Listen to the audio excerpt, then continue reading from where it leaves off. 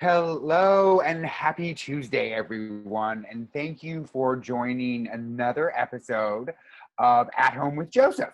I counted the calendar today, and my partner and I have been at our home in upstate New York for 242 days.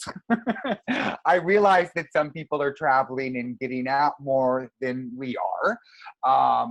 But I think all of this has forever changed for the remainder of our lives, our relationships with our home. And Joseph is here to tell us really no nonsense, straightforward tips about how living at home is an art and a science. And he will teach you more throughout the series. Thank you very much for attending, and I will sign off. Enjoy. Have a wonderful day.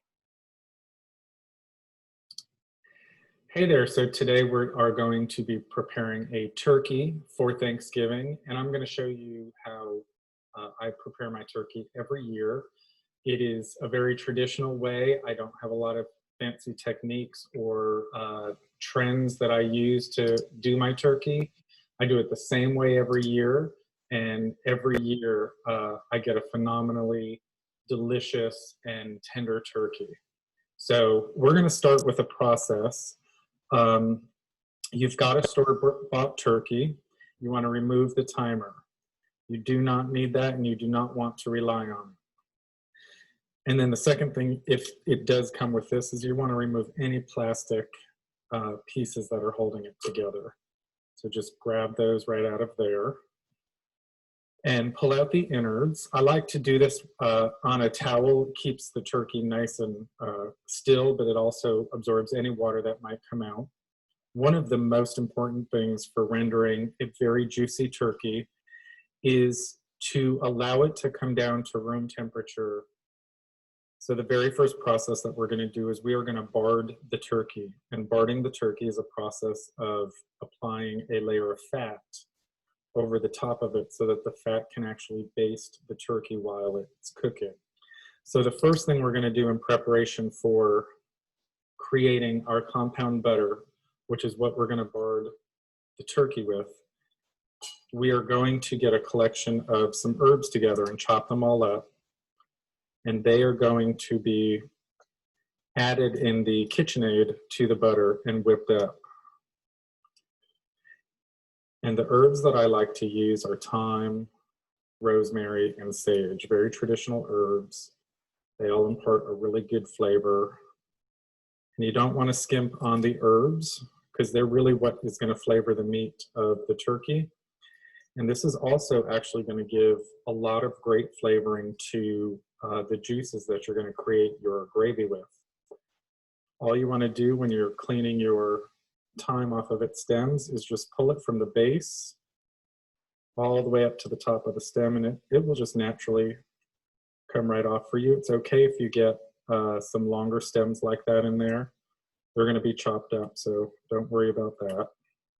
And then I'm going to shear off some rosemary to add to it. I'm not going to use too much rosemary because it is very pungent and you don't want to overpower the flavor. And I'm also going to add some fresh sage to it. A really great flavor.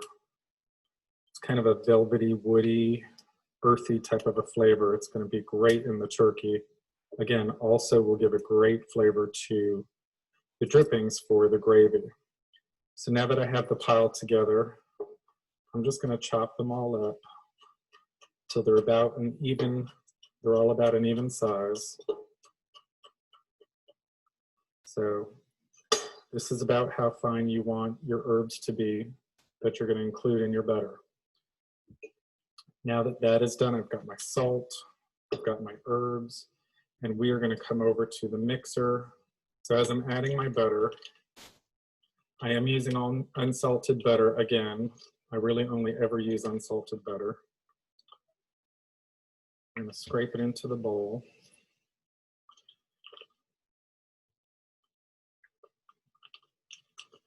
This is room temperature softened butter, so it's going to be very easy to mix. It's also going to be very easy to apply to the turkey. And we are going to whip this just on a medium speed.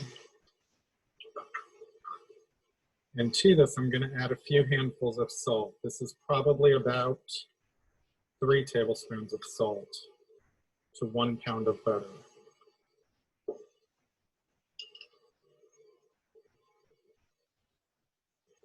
And then once that's mixed, we're going to add our herbs in.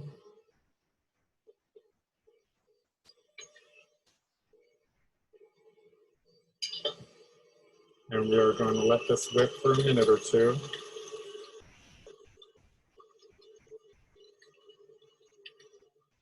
And so now we've got our whipped butter. This is called a compound butter, where you're whipping an ingredient into the butter.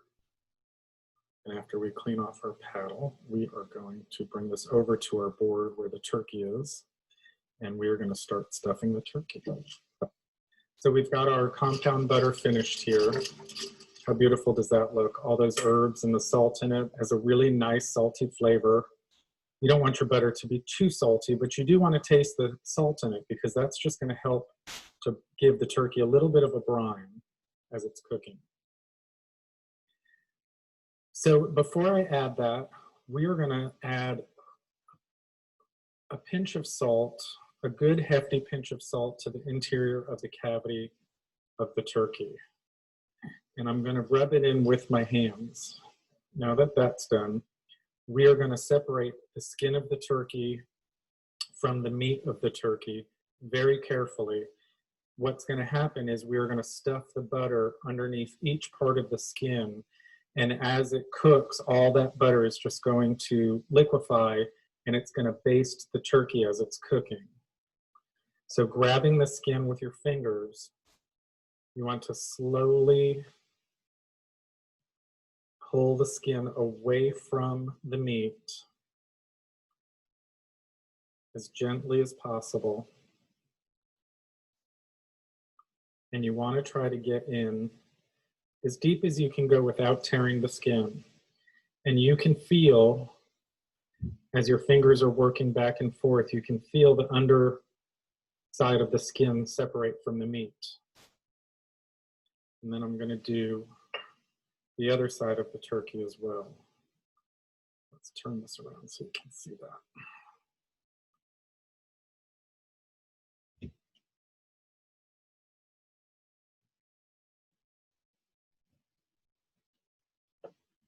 If you do have short hands, you can take the back of a metal spoon.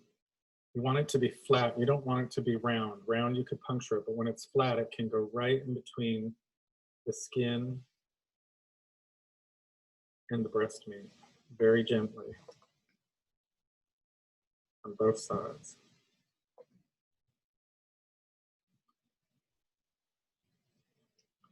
Once that's finished, we're just going to start taking clumps of butter and we are going to shove it into each side of the cavity.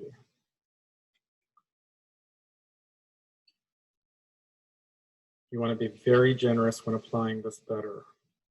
This can get a little messy, but that's okay.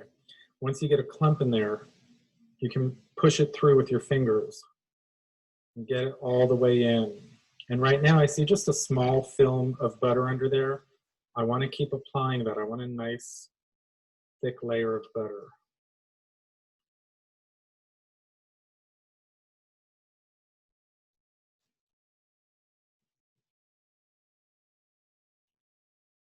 And smooth it out. Get it into all the cracks and crevices. And add a little more in here for the top portion of this. So this was 1 pound of butter for 1 turkey. This is a smaller size turkey, so if you're doing a really large 24 pound, 26 pound turkey, you may want to do 1.5 pounds of butter just to have enough. Okay, that's pretty good in there. With some more of the butter, I'm just going to take it and I'm going to spread it all over the skin of the turkey.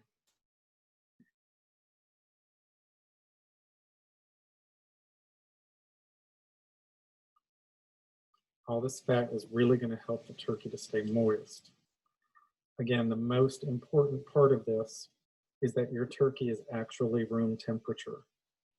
If you've worked with turkeys in years past and you start working with it and you get your hands inside of it and it's ice cold and your hands are freezing, that means your turkey's too cold to put in the oven. Your hand should not feel cold or freezing anytime it's working with the turkey before it goes into the oven. For this turkey, I let it sit out about 4 hours before I started working with it. Okay, so we are finished with that. It is not pretty at this point, but it is not meant to be pretty right now. I assure you, when this is cooked, it's going to be gorgeous. I'm going to tie the two legs together, and then I'm going to show you the base that we would put into the turkey pan for roasting it. The only thing that I put inside of my turkey are the leftover herbs that I've got and a lemon. This is a lemon that we grew on our citrus tree outside, and all I'm going to do is just quarter it and shove it right in there. Look at how big and juicy that lemon is. We're just going to push that in. And I'm going to shove these herbs inside. These herbs are called aromats, so they help aromatically to flavor the turkey. The next thing we're going to do is we're going to transfer our turkey into the roasting pan. I do not actually have a trivet for this, and I don't like to use those metal trivets that normally come with a roasting pan. So we're just going to rough chop some carrots. We're going to add some pieces of garlic. Don't worry about peeling it. The skin will actually impart some additional flavor into the drippings. We're going to take 1 onion. Again, we're going to leave the skin on. That's going to impart some really good flavor, also some good color. And we've got a couple stalks of celery. I've got 3. Again, we're going to cut them into larger sizes. Just sprinkle them around the bottom of the pan. So I've got a nice trivet here in the bottom. And in order to tie up your drumsticks, you're going to wrap your string around once or twice, tie a knot into a double knot. Leave enough on both ends because you're going to need some for this end to tie on the other end. Bring your drumsticks together and cross them over. Cross them over with your string on the bottom drumstick, because that's going to wrap around the top one. And I'm going to go once around the top drumstick like this and pull it tight. And then I'm going to go underneath both of them and tie it where this one meets. So we're now going to put our turkey in the oven. I always roast a turkey at 325, and I roast it for about 20 minutes per pound. So this turkey is going to roast for about 4.5 hours.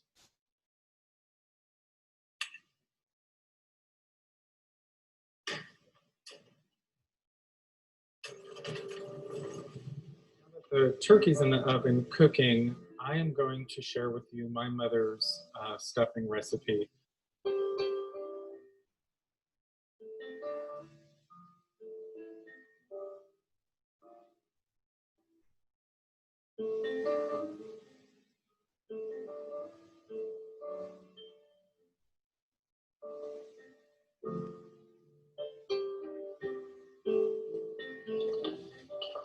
And so we're just going to combine the onion mixture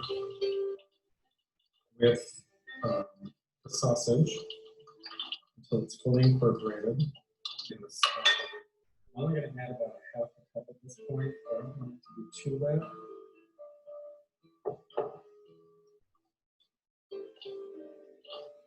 The poultry seasoning and the eggs.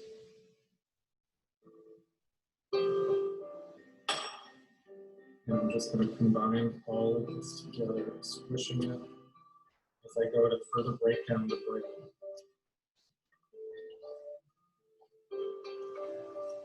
What I'm tasting for is for the flavors to start coming up. I want to be able to taste the poultry seasoning, the celery, the onions, the actual bread itself. you should be able to taste all of those flavors, and adding salt a little bit at a time is what's going to help that. That's perfect. Our stuffing is in our pan. I'm going to add finally the skin on top.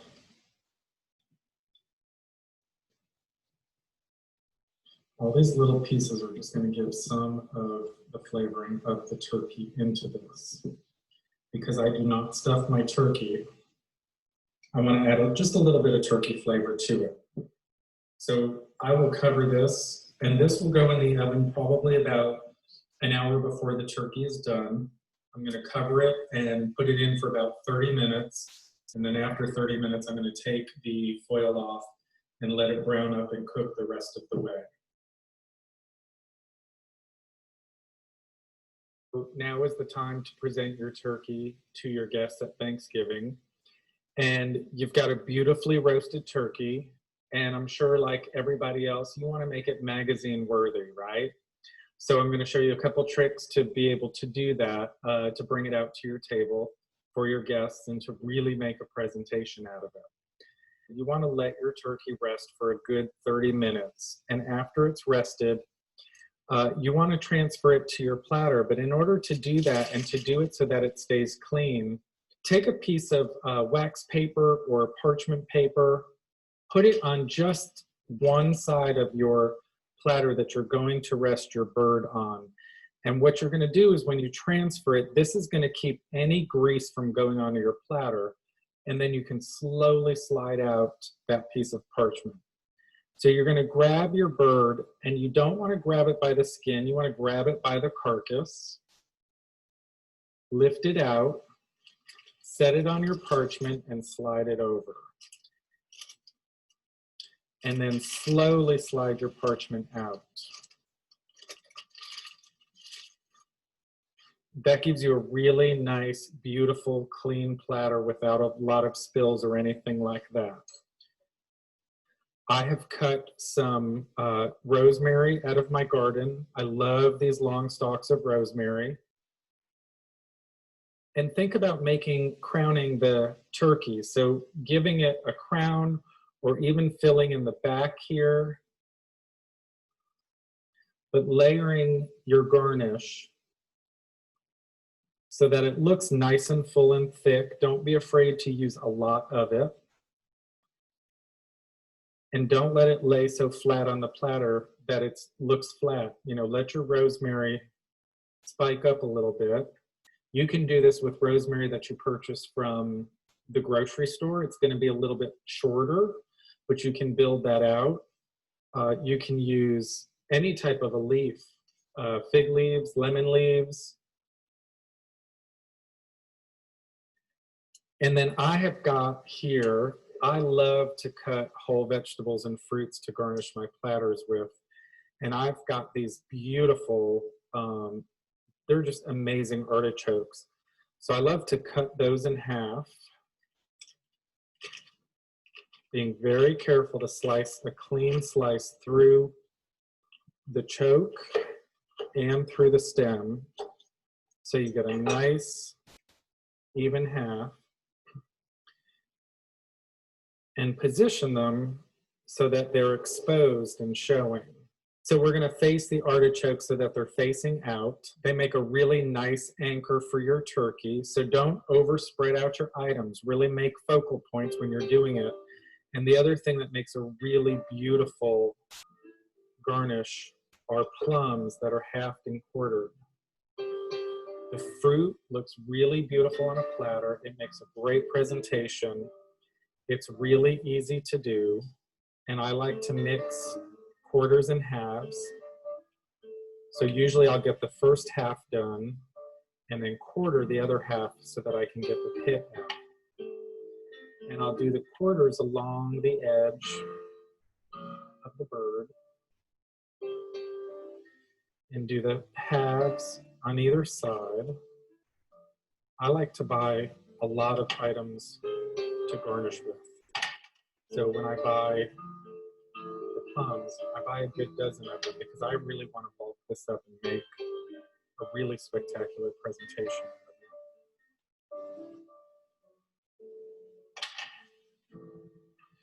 worry about your turkey thinking that it's going to get cold before bringing it to the table. Your turkey is so warm that that is not going to ruin it. And so along with a beautiful pair of a carving set, you are going to carry out your beautifully presented turkey for Thanksgiving.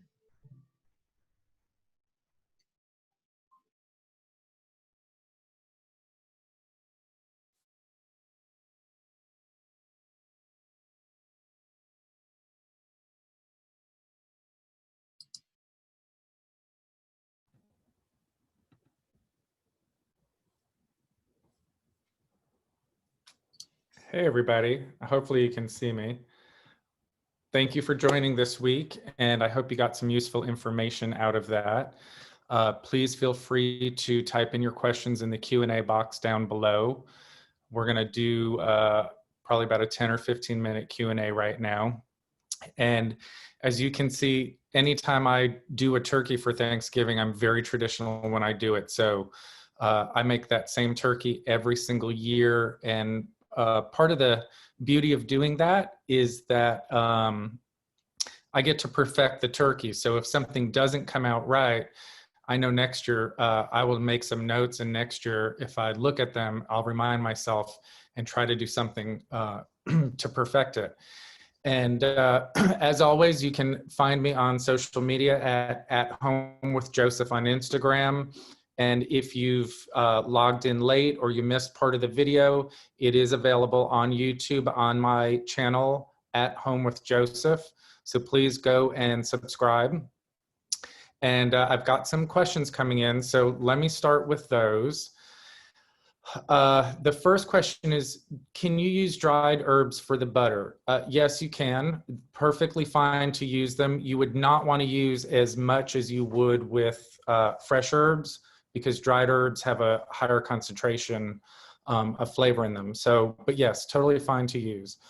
In our kitchen in New York, I don't have a KitchenAid mixer. I do have a Cuisinart though, an old one. A Cuisinart would work just fine. You can make your compound butter in a food processor.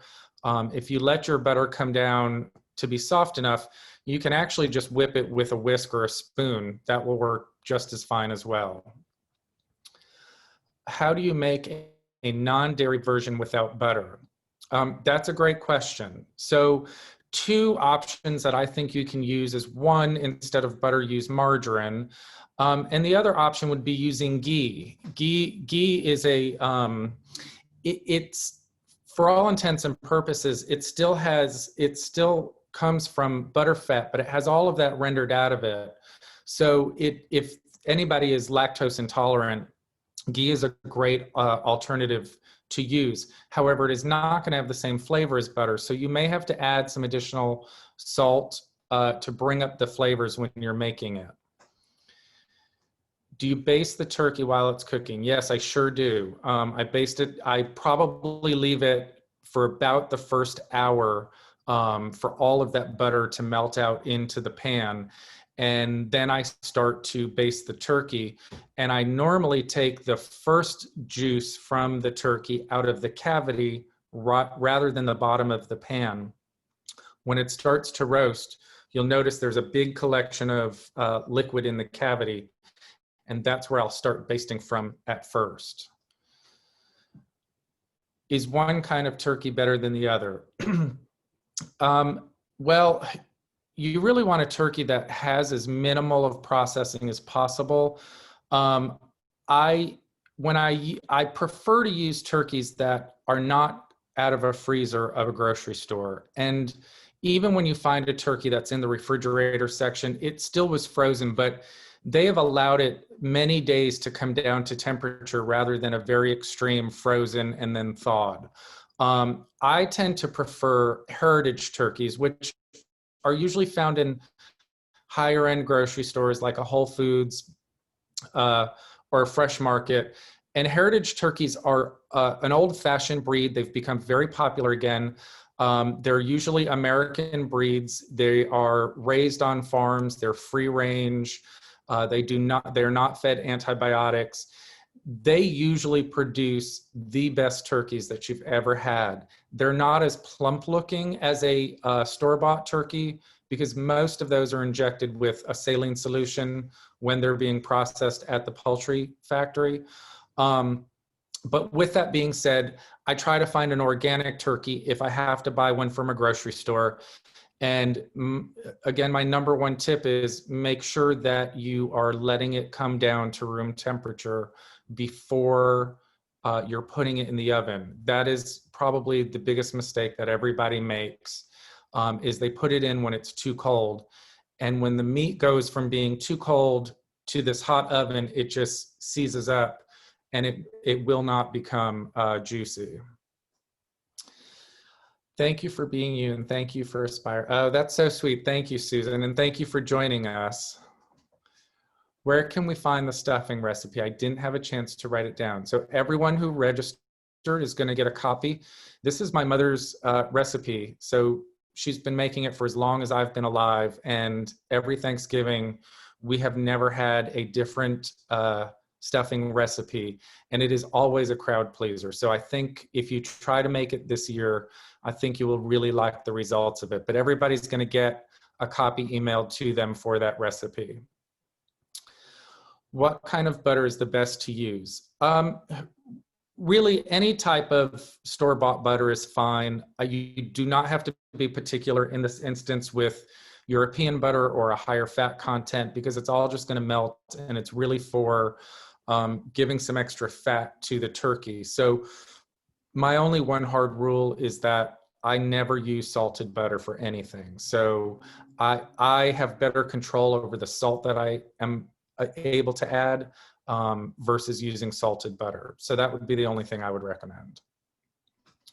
Can you prepare the turkey the night before Thanksgiving? Yes, you can. That's a great question. You absolutely can. Although I would advise not to, only because you're bringing your turkey down to room temperature in order to prepare it, and then you're putting it back in the refrigerator to bring it back down and cool it back down, and then you've got to bring it back up to room temperature before putting it in the oven. So you've got twice as much opportunity for there to be bacteria and stuff to grow on it. So usually, once you're bringing it down to room temperature, you just want to get it into the oven to cook. So if you are going to prepare it ahead of time, you can do all of these things ahead of time.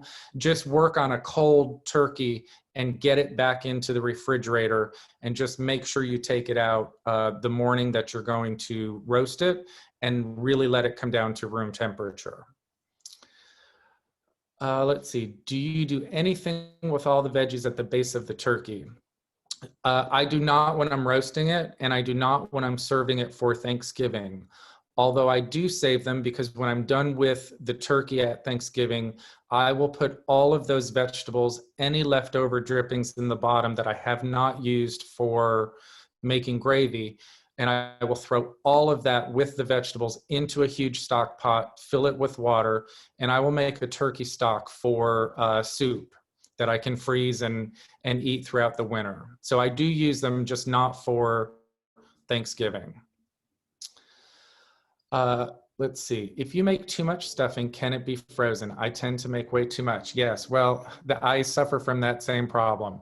I always make too much food, but I always, because I entertain a lot, when I cook, I usually double everything that I'm making that I know that I can freeze. And stuffing is one of those things that you can freeze. So if you make a batch, and when it's raw, if you decide that that's just too much for, say you're just having 2 people, freeze the rest in a Ziploc bag raw, and then take it out and let it thaw, and then put it in a pan, and you can cook off the stuffing whenever you want it to.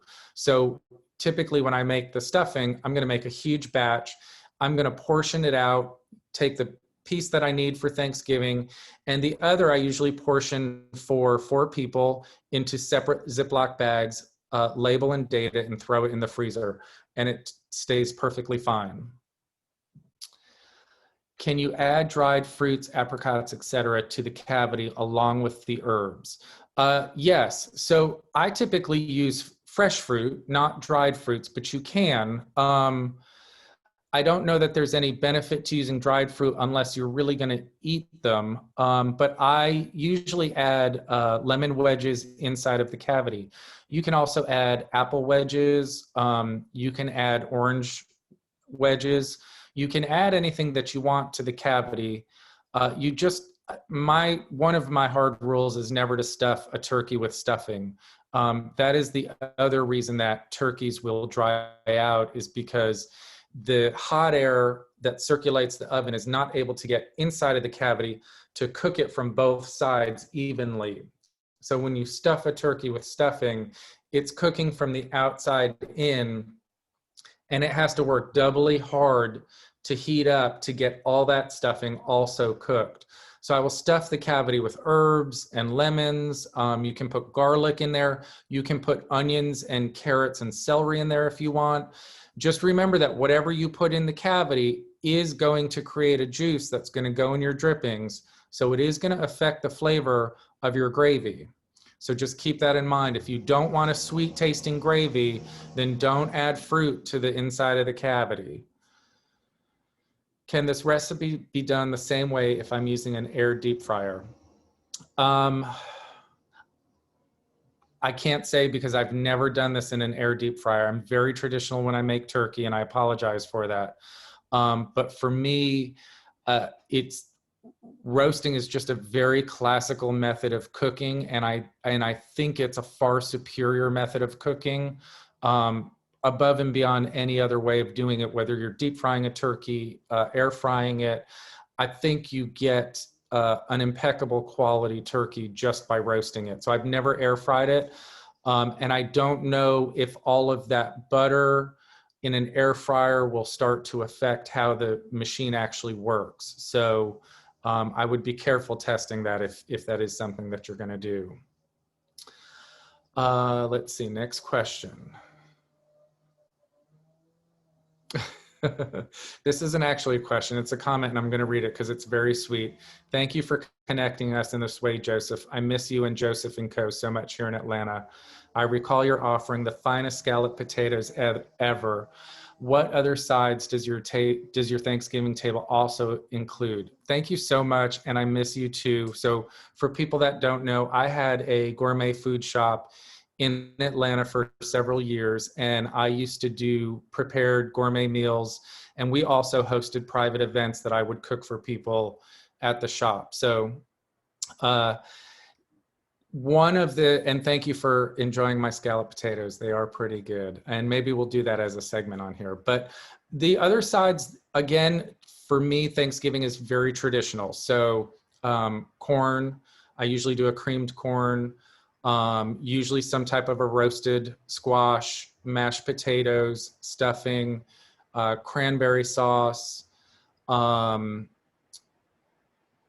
usually make fresh biscuits, and I think that's about it that we have, and then the turkey. And then usually we end Thanksgiving with homemade pies. But every year, I serve the same food every single year. Thanksgiving to me is that day that you should just bring out tradition, pull out the dishes that were passed down to you, use your old family recipes, and give thanks for all of those years of history that families provide to us that bring us to the place where we are in life. And that's what Thanksgiving is about. So for me, having a traditional Thanksgiving is a way of honoring that.